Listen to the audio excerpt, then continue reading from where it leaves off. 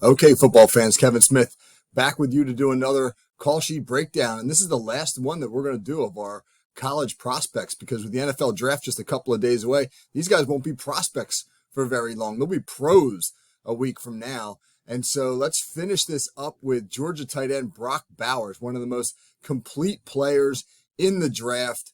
Bowers who has some Travis Kelce vibes. I know that's a lot of expectation to put on a 21-year-old, but when you watch his game, he seems to resemble a young Kelce. He's the only two-time John Mackey Award winner as the nation's best collegiate tight ends. You can see his production on the screen. Incredibly productive at Georgia.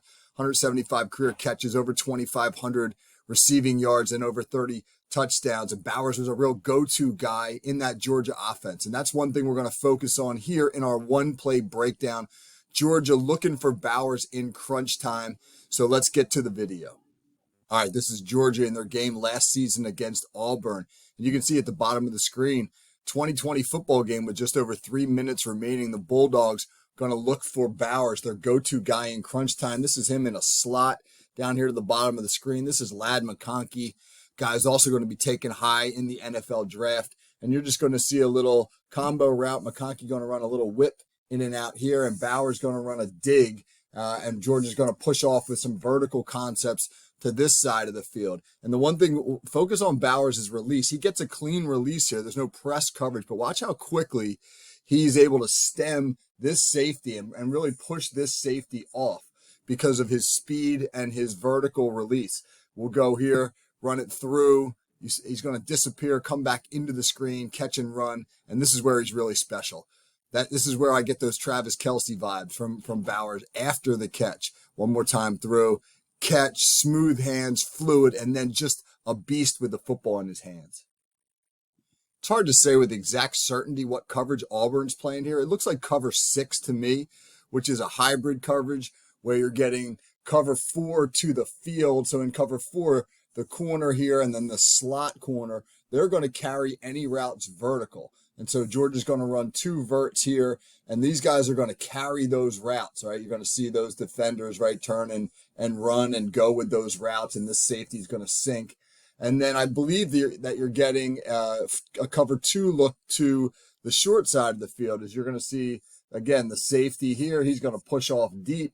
This corner is going to start to sink with the vertical stem of Bowers, but as soon as he sees McConkey whip back out, he's going to jump down on that flat route. The problem, I think, for Auburn here is going to be with this linebacker, right? When he chases McConkey to the flat, he really is going to open up the middle of the field for Bowers, right? And you're going to see this big void in here. And Bowers, who's a great route runner, again, great stem, and then a sharp cut to the middle of the field. And obviously, if you give him this much space, that's going to be a problem for the defense.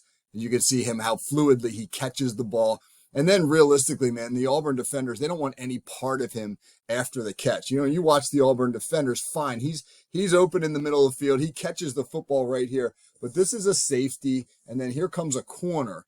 And these guys, this looks like drill work, the kind of stuff that you work in practice, a 2-on-1 tackle where you have one defender tackle the near hip here and the other defender converge and tackle the near hip there. That's drill work. That's stuff that teams work on every day in practice, but Auburn executes this really poorly, probably because they're really not that interested in tackling Bowers. Again, he is a beast with the ball in his hands after the catch, fluid route, easy hands, and really tough to bring down.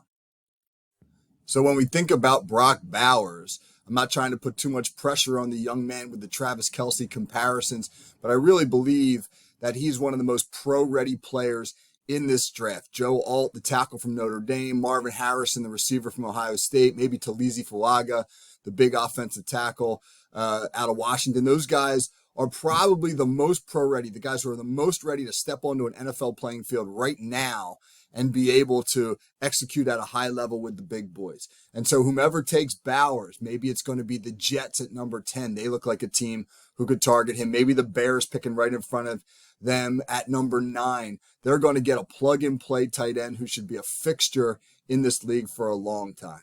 All right, it's Kevin Smith with our final call sheet prospect breakdown. Check back here after the draft, man, when we start to put together profiles of these guys as they've now landed with their teams. Really excited to do all that for you. Good luck to everybody. Hope your team gets what you want on Thursday and through the weekend. Take care.